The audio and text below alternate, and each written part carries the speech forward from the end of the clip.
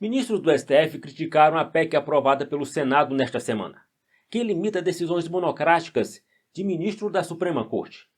O presidente do STF, Luiz Roberto Barroso, afirmou que as mudanças não são necessárias e não contribuem para a institucionalidade do país. Gilmar Mendes, ministro decano do STF, diz considerar a proposta uma ameaça e acrescentou que a Corte não é composta por covardes nem por medrosos.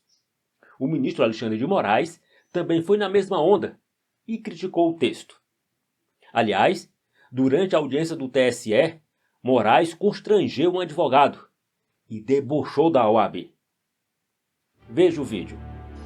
Nesse momento em que o Supremo Tribunal Federal é alvo de propostas de mudanças legislativas que, na visão da Corte, não são necessárias e não contribuem para a institucionalidade do país, cabe fazer algumas reflexões.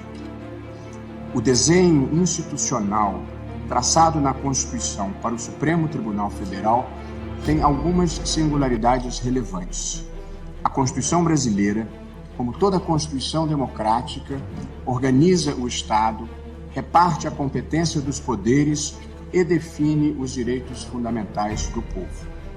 Nesse espírito de diálogo institucional, o Supremo Tribunal Federal não vê razão para mudanças constitucionais que visem a alterar as regras do seu funcionamento.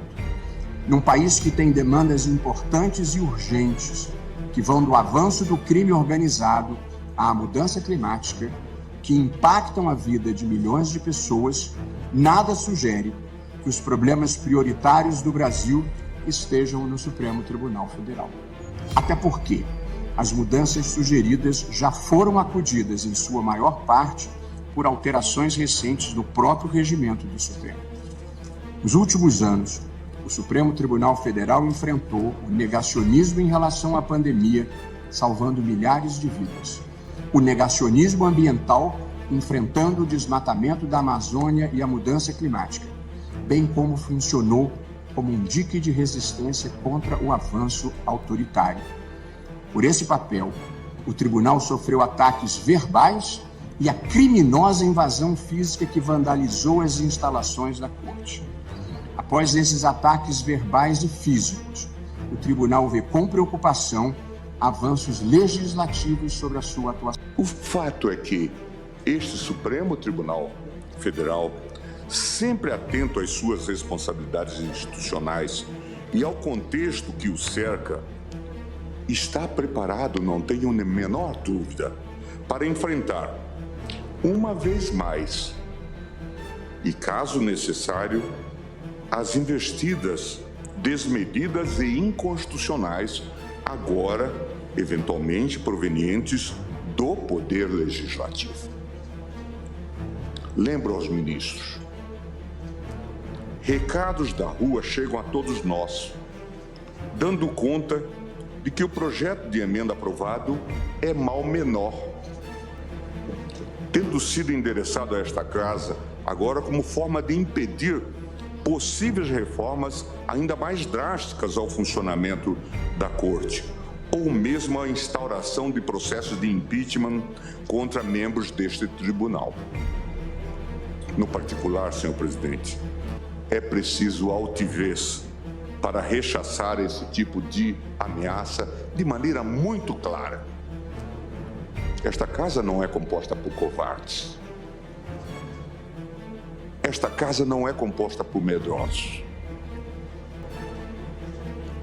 Cumpre dizê-lo com a serenidade, mas com firmeza e com o desassombro que esse tipo de investida exige de todos nós, membros desta casa multicentenária. Este Supremo Tribunal Federal não admite intimidações.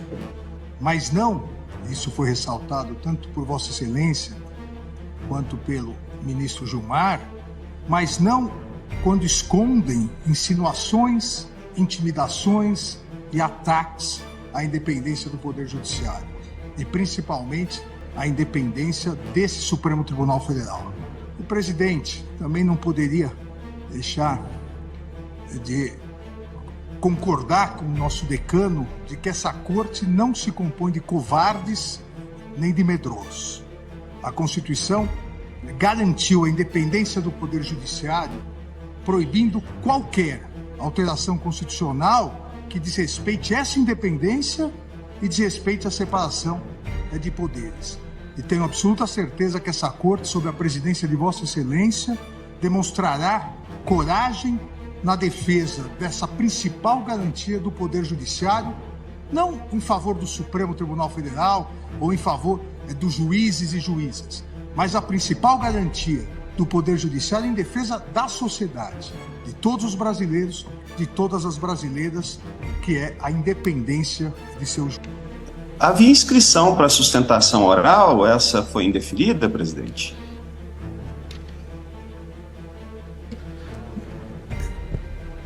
Doutor, trata-se aqui, eu vou repetir novamente, a OAB vai lançar uma outra nota contra mim, vão falar que eu não gosto do direito de defesa, vai dar mais uns 4.000 tweets dos meus inimigos. Então vamos fazer, doutor, a festa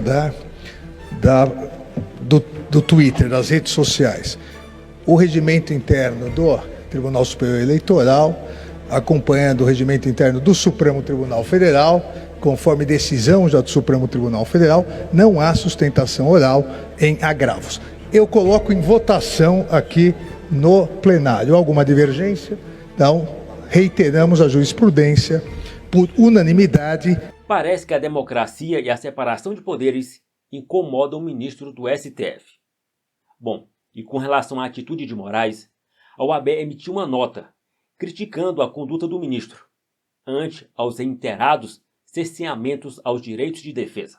O presidente da Ordem dos Advogados do Brasil, Beto Simonetti, reafirmou nesta quinta-feira 23 que a OAB defende as sustentações orais, depois que o ministro Alexandre de Moraes impediu um advogado de exercer essa prerrogativa constitucional durante uma sessão no Tribunal Superior Eleitoral, TSE.